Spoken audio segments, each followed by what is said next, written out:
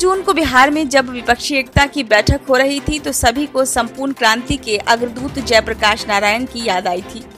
सभी नेताओं ने ये कहा था कि सत्ता के खिलाफ संघर्ष की सबसे बड़ी क्रांति एक बिहारी ने शुरू की थी और बिहार की राजनीतिक धमक देश भर में सुनाई देती है।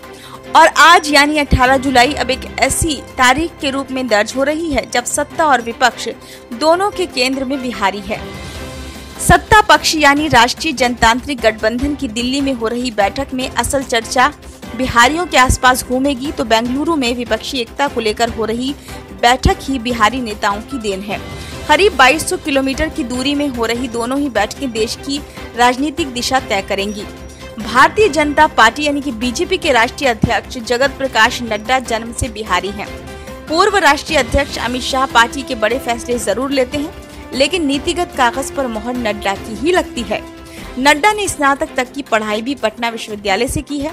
मंगलवार को दिल्ली में होने वाली बैठक में उन्हें बिहार के मुद्दों पर फोकस इसलिए भी करना है क्योंकि 2019 के लोकसभा चुनाव में यहाँ की 97.5% सीटें राजग के खाते में आई थी। कुल 40 सीटों में से 39 सीटें प्रधानमंत्री नरेंद्र मोदी के चेहरे पर हुई वोटिंग में हासिल हुई थी। चेहरा अब भी नरेंद्र मोदी ही है, लेकिन बिहार की राजनीतिक परिस्थितियां बदली हुई हैं। जिस जनता दल यूनाइटेड यानी कि जेडीयू को भाजपा ने अपने बराबर 17 सीटें दी थीं, वह अब भाजपा विरोधी दलों की एकता की धुरी है। बिहार में भाजपा ने 17 की 17 सीटें जीती थी। जदयू के 17 में से 16 सांसद बने थे। इसके अलावा 6 सीटें दिवंगत रामविलास पासवान की लोक जनशक्ति पार्टी यानी कि एलजेपी को दी गई थी और सभी पर इसकी जीत हुई थी। इसलिए पिछले चुनाव में सबसे बड़ी जीत दिलाने वाले प्रदेश की ताजा परिस्थिति को लेकर एनडीए की बैठक में सबसे ज्यादा माथापच्ची होनी है। केंद्र की नरेंद्र मोदी सरकार के खिलाफ देश भर के भाजपा विरोधी दलों को एक करने का अभियान इस बार बिहार से शुरू हुआ।